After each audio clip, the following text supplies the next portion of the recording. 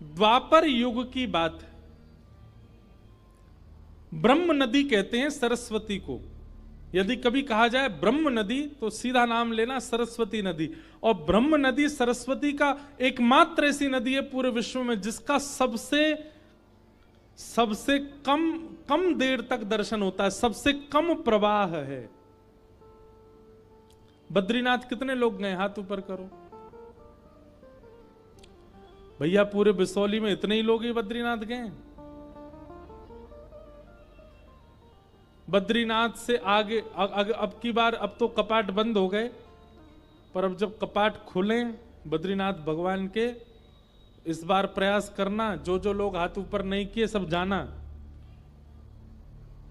हाँ लाला देख लियो, बैठ जा।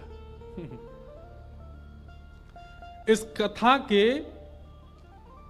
फलस्वरूप हमारी आज्ञा मान करके अगली साल आप सब बद्रीनाथ जरूर जाना, जो जो नहीं गए। व्यक्ति को बद्रीनाथ जरूर जाना चाहिए, उसके पीछे कारण है, सुना देते हैं। ये बद्रीनाथ जो है ना, ये हिमालय पर सबसे व्यवस्थित स्थान है। केदारनाथ भगवान, अभी केदारनाथ जी जहां विराजते हैं, ये केदारनाथ भगवान का स्थान नहीं है। केदारनाथ भगवान महादेव का विराजमान होने वाला स्थान तो बद्रीनाथ ही है। वो बद्रीनाथ में ही रहते थे। सब लोग इधर देखो, सावधानी से सुनो, हम सुनाते हैं। तो एक बार की बात है, महादेव से जाकर के भगवान नारायण ने, शंख चक्र गदा पद्मधारी श्रीमन नारायण भगवान ने जाकर के कहा कि हमको हिमालय पर कोई स्थान बता दीजिए, हम वहां रहकर के भजन करना चाहते। तो महादेव तो भगवान से बहुत प्रेम करते हैं। महादेव बोले कोई तप वप नहीं करना आपको, तप करने के लिए हम बैठे हैं, तप करने के लिए इतने सारे ऋषि जन सब हैं, आप तो प्रेम से विराजो वैकुंठ में, आप तप करेंगे हमको स्वीकार नहीं। प्रेमी अगर कठिनाइयां पालन करे तो दूसरे प्रेमी से देखा नहीं जाता। महादेव ने मना किया, आप तप नहीं करेंगे, आप तो ऐसे ही बैठे रहो।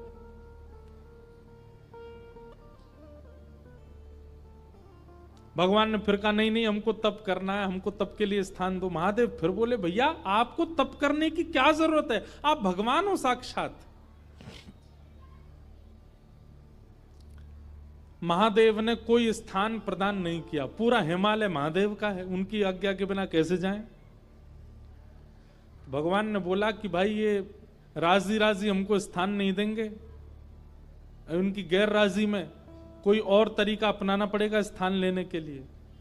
तो जहां अभी बद्रीनाथ भगवान बैठे हैं, यहां पर महादेव और पार्वती जी विराजते थे। और बद्रीनाथ जो है ना, ये देवताओं का पर्यटन स्थल है, यहां देवता घूमने आते हैं। वो बात बाद में ऐसी व्यवस्थित हो गई, 6 महीना मानव वहां घूमने जाते हैं, फिर 6 महीने के लिए अभी जब बंद हो जाते हैं तो देवता वहां निवास करते हैं। तो देवता वहां घूमने के लिए आते हैं, पर्यटन के लिए आते हैं। तो वहीं आपने देखा होगा कि बद्रीनाथ भगवान मंदिर के ठीक नीचे तप्त कुंड है, जहां माइनस टेम्परेचर में भी इतना गर्म जल अपने आप पहाड़ों से आता है कि उसमें लोग स्नान करते हैं तप्त कुंड में। तो महादेव और श्री पार्वती जी नित्य तप्त कुंड में स्नान करने के लिए जाया करते थे ब्रह्म मुहूर्त में। एक दिन महादेव और पार्वती जी दोनों गए तप्त कुंड में स्नान करने, तभी देखा कि नन्हा सा बालक तप्त कुंड के बगल में सोया है और रो रहा है। पार्वती जी देख करके घबरा गई। जैसे ही बालक को उठाने गई, महादेव बोले रुक जाओ, ये कोई मायावी बालक लगता है, इतने विशाल पर्वतों के बीच में तप्त कुंड के पास ये नन्हा सा बालक यहां कैसे आ गया? ये कहीं किसी राक्षस की चाल तो नहीं, कोई मायावी क्रिया तो नहीं हो रही है, इसको गोद में मत लेना। परंतु पार्वती जो इतनी करुणा है, इतनी दया है उनके चित्त में, वो बोली आप तो ऐसे ही सोचते रहते हो, अरे नन्हा सा बालक, इतना ठंड पड़ रही है, रो रहा है और आप कह रहे हैं गोद में नहीं उठाऊं। तुरंत पार्वती जी ने गोद में उठा लिया, कंबल में लपेट लिया, बालक को हृदय से लगाया। अरे इतनी रात्रि, इतना ठंड पड़ रही है और ये बालक ऐसे उघारा सा बैठा है। महादेव बोले हमको समझ नहीं आ रहा है, लग रहा है कोई तो गड़बड़ी है। पार्वती जी बोली अब आप सोचते रहो, हम तो, हमारे हृदय का वात्सल्य भाव है, हम तो इस बालक को ऐसे नहीं छोड़ सकते। और पार्वती जी गई और उस बालक को ले जा करके उस स्थान पर बिठा दिए जहां महादेव और पार्वती बैठते हैं। महादेव बोले जल्दी करो, स्नान का समय हो गया है, ब्रह्म मुहूर्त का काल है, हमको और भी नित्य कर्म करने, जल्दी चलो स्नान करके अपना निवृत्त हो। पार्वती जी बोली ये बालक अकेले छोड़ के जाएंगे, रोएगा, इसको खेलने के लिए कुछ खिलौना देना। पर यहां बद्रीनाथ में कहां खिलौने आए? तभी वहां बेर का वृक्ष है, बेर को ही संस्कृत में बदरी कहते हैं, बदरी फल। वो बेर के वृक्ष से कुछ बदरी फल तोड़ करके उस बालक के पास रख दिए और उनको गेंद समझ करके वो बालक खेलने लगा। पार्वती जी बोली अब ये बालक जब तक इन गेंद से खेल रहा, हम स्नान करे आते हैं।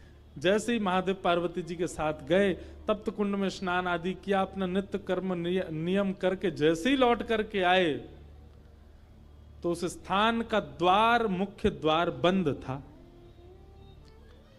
खूब प्रयास करने पर भी वो द्वार जब नहीं खुला, महादेव ने क्रोध में भर करके जैसे ही उस द्वार को देखा, द्वार खुल गया। वो बालक तो वहां नहीं था, वही बालक शंख चक्र गदा पद्मधारी श्रीमन नारायण के रूप में तपस्वी की अवस्था में सामने बैठ गए।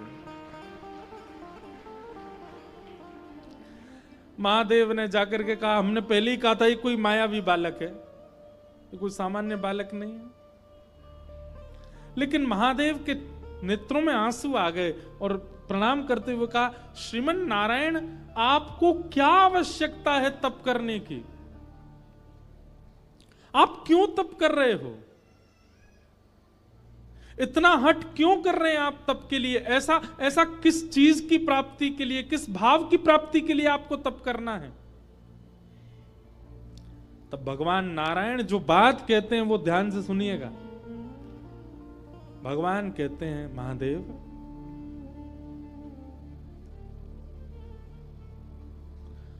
कर्म की पत्नी का नाम है तपस्या। आप लोग सारे शास्त्र उठा करके देख लीजिए, कलयुग से पहले जितने भी युग हैं उन युगों में चाहे दैत्य हो, चाहे ऋषि हो, चाहे महापुरुष हो, चाहे मानव हो, तप सबने किया। रावण भी तपस्या करने गया था, हिरण्यकश्यप भी तपस्या करने गया था, हिरण्याक्ष भी तप करने गया था, कंस भी तपस्या करने गया था। इसका मतलब क्या है? अन्य युगों में आप कितने भी कर्म कर लो, जब तक आप तप नहीं करोगे आपको कर्म का फल नहीं मिलेगा, क्योंकि कर्म की पत्नी का नाम है तपस्या। बिना तप किए कर्म फल नहीं देता। और कलयुग में लोगों पर इतना समय नहीं है कि वो तपस्या करें, वो तप कर पावे। इसलिए श्रीमन नारायण भगवान कहते हैं कलिकाल में जन्म लेने वाले हर मानव के नाम का संकल्प लेकर के मैं ही तपस्या में बैठा हूं, मैं तपस्या कर रहा हूं। मेरा, आपका, हम सब का नाम लेकर के श्री बद्रीनाथ भगवान ही तपस्या में बैठे। हम कर्म करते हैं, हमको फल मिल जाता है। तपस्या तो हमने की नहीं। कौन? क्यों? क्योंकि तपस्या साक्षात नारायण भगवान कर रहे हैं। इसलिए कम से कम आज आपका घर बन गया, आज आप धनवान हो गए, आज आपके बच्चे पढ़ लिख के विद्वान हो गए, आपने केवल कर्म किया, लेकिन किसकी तपस्या का फल आपको मिला? भगवान श्रीमन नारायण, बद्रीनाथ भगवान। इसलिए हर व्यक्ति को साल में एक बार, 2 साल में एक बार, 5 साल में एक बार बद्रीनाथ भगवान को धन्यवाद कहने जाना चाहिए कि आपकी तपस्या से हम जी रहे हैं नाथ, धन्यवाद। आज तक भगवान वहां तपस्या करने के लिए बैठे हैं। हम लोग कोई भी यज्ञ करते हैं, कोई भी अनुष्ठान करते हैं, उसमें हमारा नाम पूछा जाता है, गोत्र पूछा जाता है। इंद्र शर्मा नामनो हम, भारद्वाज गोत्र उत्पन्नो हम, सपरिवारो हम, सकुटुंबो हम। संकल्प लिया जाता है। उस संकल्प के कई कारण होते हैं। एक कारण यह भी होता है कि आपका नाम गोत्र श्री बद्रीनाथ भगवान को सुनाया जाता है, और आपके उस नाम गोत्र से बद्रीनाथ भगवान जल छोड़ के आपके नाम का तपस्या करते हैं। संपूर्ण ब्रह्मांड के प्रत्येक मानव के लिए तप कर रहे हैं। कौन? बद्रीनाथ भगवान। इसलिए उनका दर्शन करने हर व्यक्ति को जाना चाहिए, और दर्शन करके धन्यवाद करना चाहिए कि नाथ आप तपस्या कर रहे हैं हमारे लिए। जो आज तक बद्रीनाथ नहीं गए, यहां पर बैठे या जो लोग लाइव देख रहे हैं, वो भी अगले वर्ष निश्चित बद्रीनाथ भगवान का दर्शन करने जाइएगा, प्रणाम करके आइएगा। तो ब्रह्म नदी कहते हैं सरस्वती को। सरस्वती का प्रवाह विश्व में सबसे कम प्रवाह है, शायद 1-1.5-2 किलोमीटर का ही है बस, और वो बद्रीनाथ में ही दर्शन होता है। बद्रीनाथ से आगे एक गांव है, उसका नाम है माना।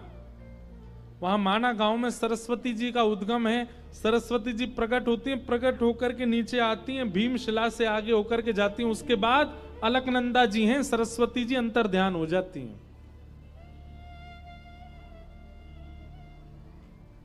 बस इतनी देर का ही दर्शन होता है। उन्हीं सरस्वती जी के तट पर वेद व्यास जी अपनी कुटिया में रहते हैं, अपने